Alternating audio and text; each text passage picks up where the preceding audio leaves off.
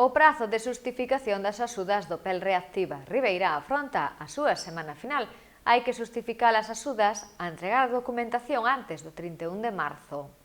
O Concello de Ribeira desexa recordar aos beneficiarios das axudas do PEL Reactiva para a reactivación económica e social que falta unha semana para que remate o prazo para xustificar a concesión das subvencións dotadas de 596.000 euros cofinanciados pola Deputación e o Concello.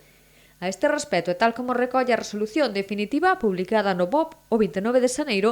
concedeuse aos beneficiarios 311 en total, un prazo de xustificación que remata o 31 de marzo, durante o cal deben presentar a conta xustificativa regulada na base da convocatoria, xustificantes de gasto ou facturas electrónicas escaneadas, pagadas dentro do período subvencionable, do 1 de marzo ao 31 de decembro do 2020,